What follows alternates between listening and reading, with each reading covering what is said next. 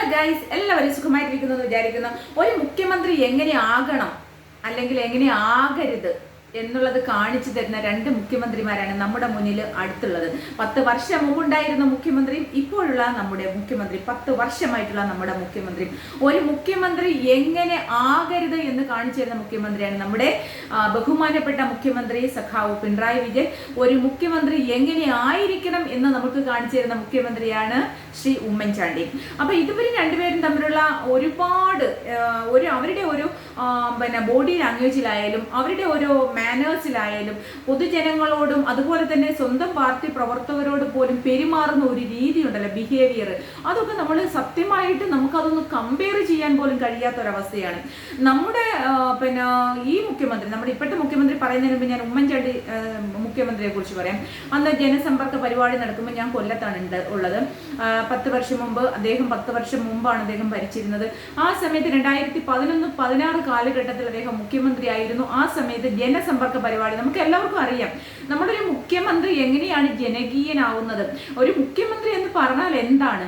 നമ്മൾ ഒരു സംവിധാനം, ഇവിടെ ഒരു ഭരണ സംവിധാനമുണ്ട്. ആ ഭരണ സംവിധാനം എന്ന് പറഞ്ഞാൽ ജനങ്ങളാണ്, അല്ലെ?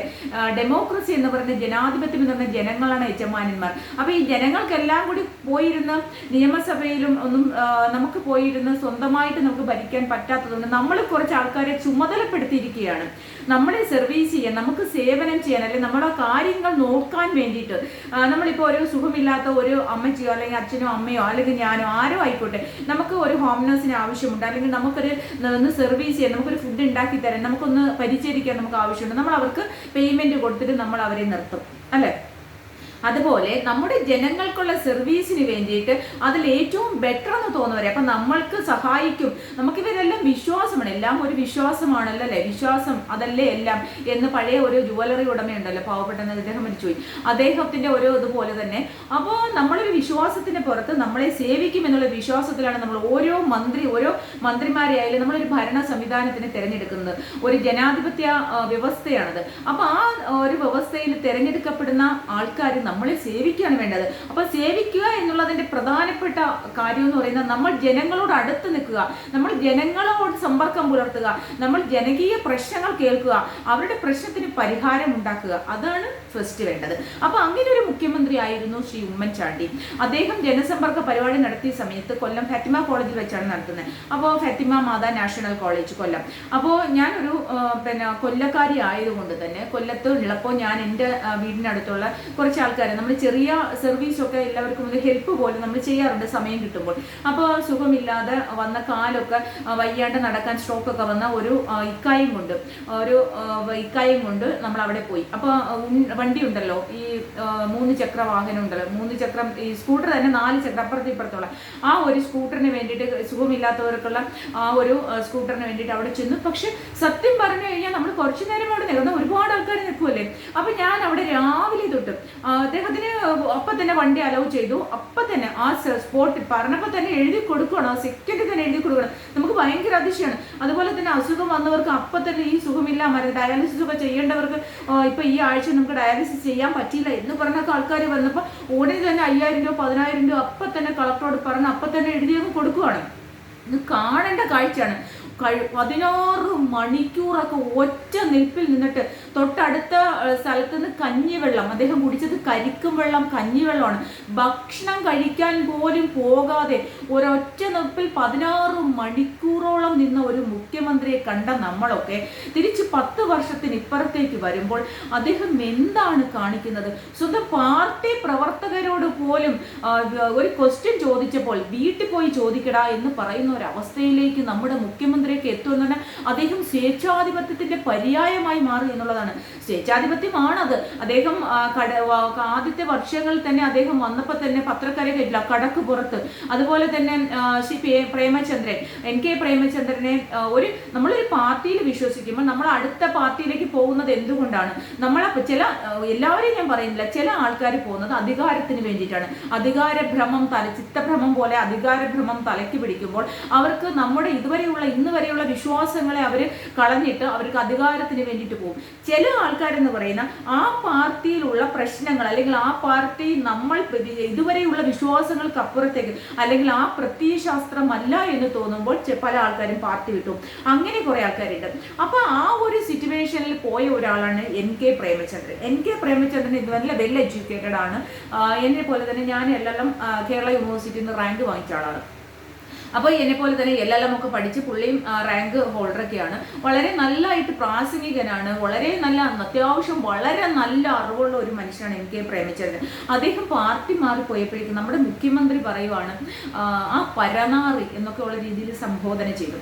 വളരെ മോശമായിട്ടുള്ള ഒരു മുഖ്യമന്ത്രിക്ക് ചേരുന്ന, മുഖ്യമന്ത്രി പോയിട്ട് ഒരു സാധാരണ പൊതുപ്രവർത്തകന് ചേരുന്ന പദങ്ങളല്ല ഒരിക്കലും അത്.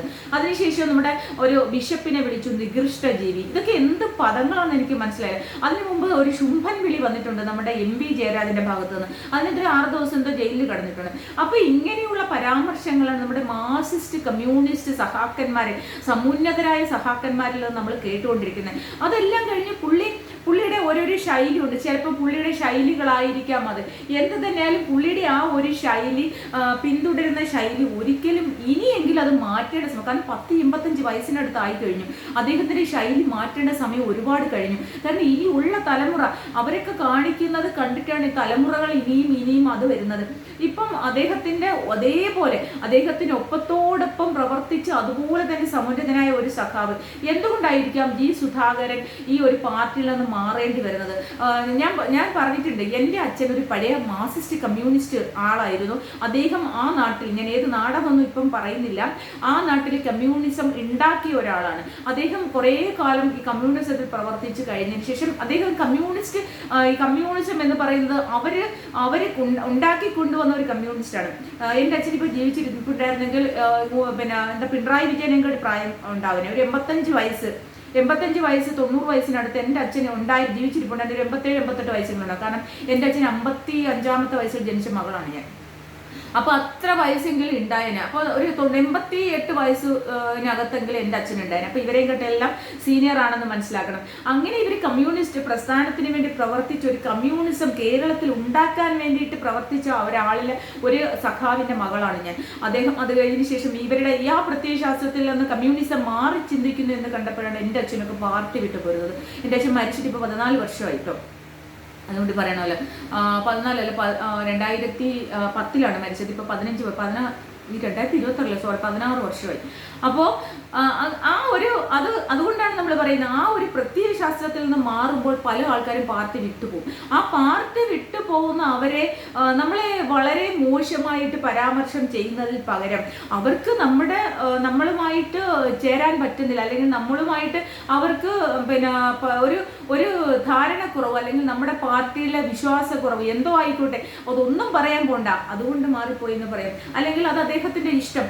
അദ്ദേഹത്തിന് നമ്മുടെ ഈ പാർട്ടിയിൽ ഇത്രയും വർഷം 40-45 വർഷം പ്രവർത്തിച്ച ഒരു പാർട്ടിയിൽ പെട്ടെന്ന് വിശ്വാസക്കുറവുണ്ടാകുന്നെങ്കിൽ എന്തെങ്കിലും അദ്ദേഹത്തിന് കാരണം കാണും. നിങ്ങൾ അദ്ദേഹത്തോട് ചോദിക്കൂ എന്ന് പറഞ്ഞത് മാറ്റാം.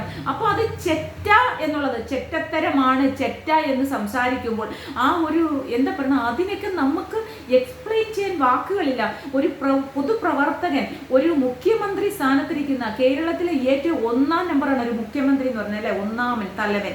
അപ്പൊ ആ മുഖ്യമന്ത്രി കസേരയിൽ ഇരിക്കുന്ന ഒരു വ്യക്തിയിൽ നിന്ന് ഒരിക്കലും പാടില്ലാത്ത വാക്കുകളാണ് ഈ പറഞ്ഞ ചെറ്റത്തരവും. അതുപോലെ തന്നെ ആദ്യം മുതൽ ഞാൻ പറയുന്നത് പരനാറി, നികൃഷ്ടജീവി, ചെറ്റത്തരം, കടക്കുപുറത്ത്, ഇപ്പൊ അവസാനം സ്വന്തം പാർട്ടിയിലൊരു പ്രവർത്തകൻ.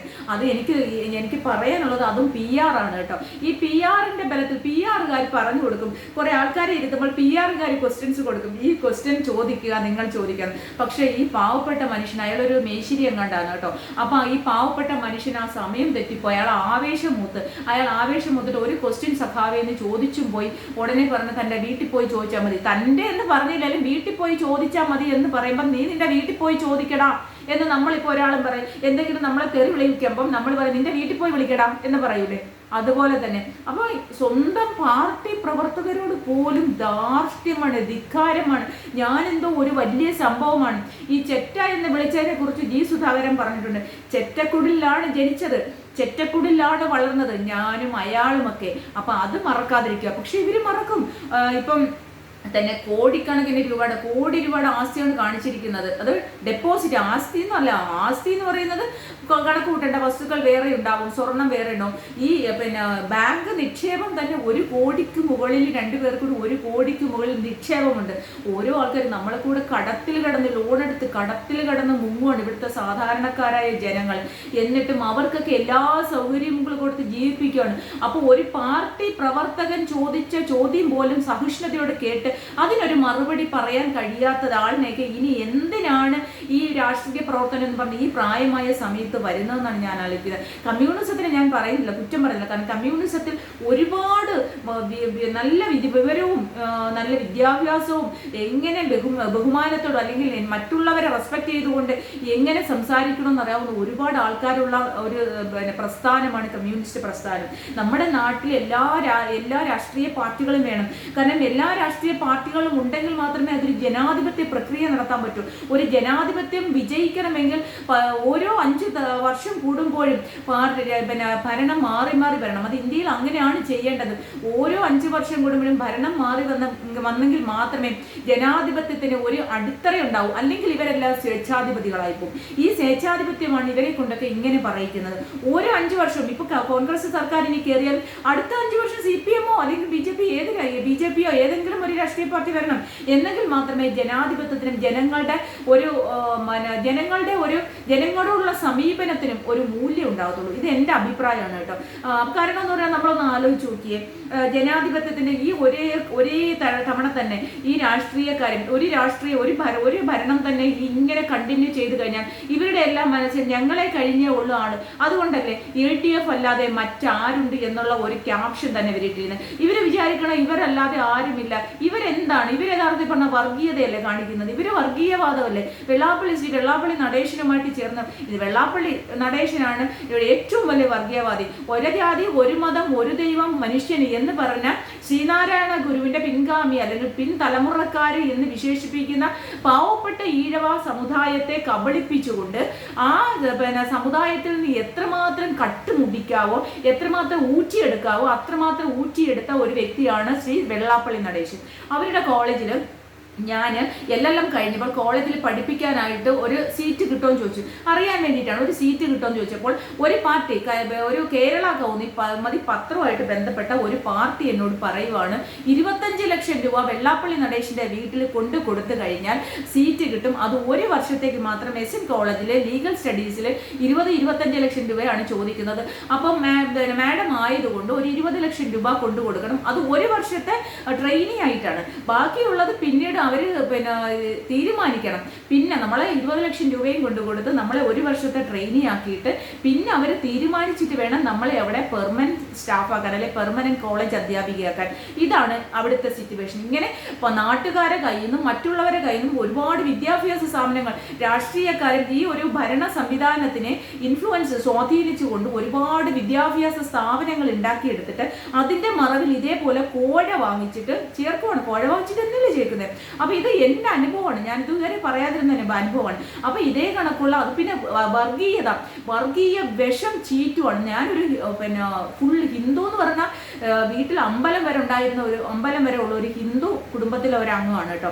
അപ്പൊ എൻ്റെ അച്ഛൻ ബ്രാഹ്മണനാണ്, എൻ്റെ അമ്മ ഈഴവ സ്ത്രീയാണ്. അപ്പൊ അതുകൊണ്ട് ഒരു ജാതി മതവും അവിടെ വരുന്നില്ല. അപ്പൊ അങ്ങനെയുള്ള ഒരു കുടുംബത്തിലെ ഒരു അംഗമാണ്. അപ്പൊ നമ്മൾ ഈഴവായ സമുദായത്തിന് ഫുള്ള് അവരെ കള്ളം പറഞ്ഞുകൊണ്ട്, അല്ലെ അവരെ എന്താ പറയുക, ഒരു ജാതി ഒരു മതം എന്ന് ഒരു ദൈവം മനുഷ്യന് എന്ന് പറഞ്ഞ ശ്രീനാരായണ ഗുരുവിന്റെ ആ ഒരു വചനം എടുത്തു വെച്ചുകൊണ്ട് വർഗീയ വിഷം ചീറ്റുന്ന ഒരു വ്യക്തിയാണ് വെള്ളാപ്പള്ളി നടേശൻ. ഈ വെള്ളാപ്പള്ളി നടേശനുമായിട്ട് ചേർന്നാണ് നമ്മുടെ സഖാവ് പിണറായി വിജയൻ ഈ വർഗീയത മുഴുവൻ പറഞ്ഞുകൊണ്ടിരിക്കുന്നത്. അങ്ങനെയുള്ള ഒരു വർഗീയ പാർട്ടിയായിട്ട് CPM മാറി. സോഷ്യലിസം, കമ്മ്യൂണിസം എന്ന് പറഞ്ഞാലേ അതിന്റെ അർത്ഥം, ആ മാനിഫെസ്റ്റോ ഇവർ വായിച്ചു നോക്കിയിട്ടുണ്ടായിരുന്നെങ്കിൽ, അവർ മാന്യമായിട്ട് അതിനെ ഫോളോ അപ്പ് ചെയ്യുന്നുണ്ടായിരുന്നെങ്കിൽ ഒരിക്കലും ഇവര് ഇങ്ങനെ കാണിക്കില്ല. ഇവിടെ സ്വേച്ഛാധിപത്യവും മുതലാളിത്തവുമാണ്. നമ്മൾ ഫാസിസ്റ്റ് സർക്കാർ, കോൺഗ്രസ് എന്ന് പറയുന്ന ഒരു മുതലാളിത്ത പാർട്ടിയാണെന്ന് പറഞ്ഞിട്ടാണ് ഒഴിയുന്നത്. പക്ഷേ കമ്മ്യൂണിസം എന്ന് പറയുന്ന തൊഴിലാളി പാർട്ടിയാണ്. ഇതിനകത്തുള്ള ഒരു പ്രവർത്തകന്റെ, ഒരു തൊഴിലാളിയുടെ ചോദ്യത്തിന് പോലും ആൻസർ ചെയ്യാൻ കഴിയാത്ത രീതിയിൽ ഇവർ അധപ്പതിച്ചു. ഒരാൾ ചോദിച്ച ചോദ്യത്തിന് സഹിഷ്ണുതയോട് അതിന് മറുപടി പറയാൻ കഴിയാത്ത രീതിയിൽ ഇവർ അധപ്പതിച്ചു പോയല്ലോ എന്ന് ആലോചിക്കുകയാണ്. അപ്പോൾ പരനാറി, നികൃഷ്ടജീവി, പരനാറി, കടക്കുപുറത്ത് ചെറ്റത്തരം, ഇതെല്ലാം വന്നു കഴിഞ്ഞ് ഇനി എന്താണ് വരാനുള്ളത്? ഇനി വീട്ടിൽ പോയി ചോദിക്കാൻ പറഞ്ഞു. ചോദ്യം ചോദിക്കാൻ ചെന്ന മനുഷ്യനോട് പറഞ്ഞ് വീട്ടിൽ പോയി ചോദിക്കാൻ. നല്ല മുഖ്യമന്ത്രിയല്ലേ? അപ്പോൾ എന്തായാലും ശ്രീ വിജയ, താങ്കളുടെ കൗണ്ട് ഡൗൺ തുടങ്ങിക്കഴിഞ്ഞു. നമുക്കാർക്കും താങ്കളോട് വ്യക്തിപരമായിട്ട് വിരോധമൊന്നുമില്ല. കാരണം നമുക്ക് താങ്കളെ അറിയില്ല, നമുക്ക് നമ്മളെ താങ്കൾക്കും അറിയില്ല. ആർക്കും ആരോടും വ്യക്തിപരമായിട്ട് വിരോധമില്ല. നമ്മളൊരു വീഡിയോ അല്ലെങ്കിൽ നമ്മൾ എവിടെയെങ്കിലും ഒരു പോസ്റ്റ് ചെയ്താൽ, ഞാൻ എൻ്റെ ഇൻസ്റ്റയിൽ ഒരു ഇത് ചെയ്താൽ ഉടനെ ഞാനൊരു കുങ്ങിയാവും, ഞാനൊരു സംഖ്യയാവും. ഇതൊക്കെയാണ് അവസ്ഥ. അപ്പം അത് അല്ല, ഞാൻ ഒരു പാർട്ടിയിലും, ഇപ്പോൾ ഒരു പാർട്ടിയും പ്രത്യേകമായിട്ട് ഒരു പാർട്ടിയിലും മെമ്പർഷിപ്പ് ഇല്ലാത്ത, പക്ഷെ ജനാധിപത്യത്തിൽ അടിയുറച്ച വിശ്വാസമില്ല ഉള്ള, എന്താ പറയുക, വർഗീയതയിൽ യാതൊരു തരത്തിലുള്ള വർഗീയ വിദ്വേഷവും ഉണ്ടാകരുത്. ഈ രാജ്യം വളരെ മാന്യമായിട്ട് പോകണം. നമ്മുടെ രാജ്യമാണ് ലോകത്തിലെ ഏറ്റവും വലിയ ജനാധിപത്യ രാജ്യം, ഡെമോക്രാറ്റിക് കൺട്രി എന്ന് വിശ്വസിക്കുന്ന, അല്ലെ അങ്ങനെ ആയിത്തീരണം, ഇനിയും ഒരു മാറ്റവും അതിനുണ്ടാവരുത് എന്ന് ആഗ്രഹിക്കുന്ന ഇന്ത്യയിലെ ഒരു സാധാരണ പൗരൻ എന്ന നിലയ്ക്ക് നമ്മൾ പറയുവാണ്, നിങ്ങൾ പോയി 5 വർഷം ഇനി പ്രതിപക്ഷത്തിരിക്കൂ. ഈ ധാർഷ്ട്യമെല്ലാം കളഞ്ഞിട്ട് അടുത്ത തലമുറ, നെക്സ്റ്റ് തലമുറ, പിണറായി വിജയൻ എന്ന് പറയുന്ന പുള്ളിയുടെ കാലം കഴിഞ്ഞു. ഈ പിണറായി വിജയൻ, താങ്കൾ വീട്ടിൽ പോയി സ്വസ്ഥമായിട്ട് ഇരിക്കേണ്ട സമയം അതിക്രമിച്ചിരിക്കുന്നു. പക്ഷെ പുള്ളിക്ക് സ്വസ്ഥമായിട്ട് ഇനി ഇരിക്കാൻ പറ്റുമോ എന്നുള്ള കാര്യമുള്ളൂ സംശയം കേട്ടോ. കാരണം അത്രമാത്രം അഴിമതിയും ഇവിടെ കെടുകാര്യസ്ഥതയും ഉണ്ടായി കഴിഞ്ഞില്ലേ. റെഡ് ടാപ്പിസം, ചുവപ്പ് നാട, ഇതെല്ലാം, ഇതിൻ്റെ എല്ലാം ഏറ്റവും വാലറ്റ നോക്കി കഴിഞ്ഞാൽ ഇദ്ദേഹത്തിന്റെ കുടുംബവും ഒക്കെ തന്നെ ആയിരിക്കും. എന്തായാലും സ്വപ്ന സുരേഷ് പറയുന്ന പലതും നമ്മൾക്ക് ആലോചനയുണ്ട്. പിന്നെ അതുപോലെ തന്നെ ഇനി എനിക്ക് പറയാനുള്ളത് നമ്മുടെ തോമസ് ഐസക്കിനെ എനിക്ക് ഇഷ്ടമുള്ള ഒരാളാണ്. തോമസ് ഐസക് ഇത്രയും വിവരമില്ലാതെ, കാരണം സാമ്പത്തിക ശാസ്ത്രത്തിൽ ഡോക്ടറേറ്റ് ഒക്കെ നേടി എന്നാണ് പറയുന്നത്. കാരണം ഞാനൊരു MA എക്കണോമിക്സ് കാര്യം കൂടിയാണ് കേട്ടോ. അപ്പം ഞാൻ MA economics, MA public administration, MBA HR, LLM ഇത്രയും പോസ്റ്റ് ഗ്രാജുവേഷൻ ഉള്ള ഒരാളായതുകൊണ്ട് അപ്പം നമ്മളൊരു എഡ്യൂക്കേറ്റഡ് ആയിട്ടുള്ള ആൾക്കാരെ കാണുമ്പോൾ നമുക്കൊരു പ്രത്യേക ഒരു ഇഷ്ടമുണ്ടല്ലോ, താല്പര്യമുണ്ടല്ലോ, ഇൻട്രസ്റ്റ് ഉണ്ടല്ലോ. അപ്പോൾ അതേപോലെ ഡോക്ടർ തോമസ് ഐസക്കിനെ നമുക്ക് ഇഷ്ടമുള്ള ഒരാളാണ്. പക്ഷെ അദ്ദേഹമൊക്കെ ആ വിശാരടിയൊക്കെ പറഞ്ഞത് വളരെ മോശമായി. കോമാളി എന്ന് പറഞ്ഞാൽ എന്താണ്? സർക്കസിലെ കോമാളികളെ നമ്മൾ കണ്ടിട്ടുണ്ട്. ആ സർക്കസിലെ കോമാളികൾ അവരുടെ ജീവിത അന്നത്തിന് വേണ്ടിയിട്ട് ഒരു സെക്കൻഡ്, ഒരു നേരത്തെ ആഹാരം അവർക്കും അവരുടെ കുടുംബത്തിനും കഴിക്കാൻ വേണ്ടിയിട്ടാണ് അവർ ആ കോമാളി വേഷം കിടുന്നത്. അവരുടെ ഉള്ളിലുള്ള വേദന, ഞാനൊരു കലാകാരിയും കൂടിയാണ്. അപ്പൊ നമ്മളുടെ മനസ്സിലും നമ്മളുടെ ജീവിതത്തിലും എന്തെല്ലാം വേദനകൾ കൂടിയായിരിക്കും നമ്മൾ കടന്നു പോകുന്നത്. ഇതെല്ലാമാണ് നമ്മൾ റാമ്പിലും അതുപോലെ നമ്മുടെ സ്റ്റേജിലും അതുപോലെ നമ്മുടെ സ്ട്രീമിലും നമ്മൾ കാണിക്കുന്ന. അവർ പറയുന്നത് നമ്മുടെ ഉള്ളിലെ വേദനകളെല്ലാം നമ്മുടെ ഇവിടെ മാറ്റി നിർത്തിക്കൊണ്ട് നമ്മുടെ ജീവിതത്തിന് വേണ്ടിയിട്ട്, നമുക്കൊരു നേരം വിശപ്പടക്കാൻ വേണ്ടിയിട്ട്, അല്ലെങ്കിൽ നമ്മുടെ ലക്ഷ്യങ്ങൾ സാധിക്കാൻ വേണ്ടി, നമ്മുടെ കുഞ്ഞുങ്ങളെ പഠിപ്പിക്കാൻ വേണ്ടിയിട്ട്, നമ്മുടെ ഭർത്താവിന് മരുന്ന് വാങ്ങിച്ചു കൊടുക്കാൻ വേണ്ടി, നമ്മുടെ മാതാപിതാക്കളെ സംരക്ഷിക്കാൻ വേണ്ടിയിട്ട് ഒക്കെയാണ് നമ്മളിത് ചെയ്യുന്നത്. കോമാളി എന്ന് വിളിച്ച പിഷാരടി ഒരു കോമാളിയാണോ? നിങ്ങൾ ഒരു നിമിഷം ചിന്തിക്കുക കേട്ടോ. കാരണം നമ്മൾ പിഷാരടിയെ വലിയ വ്യക്തിപരമായിട്ട് ഞാൻ ഒരു തരത്തിൽ സപ്പോർട്ട് ചെയ്യാൻ, കാരണം വ്യക്തിപരമായിട്ട് യാതൊരു തരം വിരോധമുള്ളതെന്നല്ല. അവിടെ പാലക്കാട് രാഹുൽ മങ്കൂട്ടത്തിലും സീറ്റ് കൊടുത്തില്ലല്ലോ എന്നുള്ളൊരു വിഷമം മാത്രമേ അവിടെയുള്ളൂ. പക്ഷേ ഒരാളിനെ നമ്മൾ കോമാളി എന്ന് വിളിക്കുമ്പോൾ, കോമാളി വിളിക്കുന്നവരായിരിക്കാം കോമാളികളായിത്തീരുന്നത്. അതുമാത്രം നിങ്ങൾ ഓർക്കുക കേട്ടോ. പിന്നെ കുറേ ഉണ്ട് ഇനിയും. എന്താ പറയണേ, ഇനിയും എന്തൊക്കെയോ വിവരക്കേട് ഈ ഒരു കമ്മ്യൂണിസ്റ്റ് ഇത്രയും പ്രബലരായ, പ്രമുഖരായ, അല്ലെങ്കിൽ സമുന്നതരായ സഹാക്കന്മാരുടെ വായിൽ നിന്ന് വീഴുമ്പോൾ നമ്മൾ ഒന്നും പറയാതെ പോണത് ശരിയല്ലോ. അതുകൊണ്ട് പറഞ്ഞതാ ഗൈസ്. അപ്പം നെക്സ്റ്റ്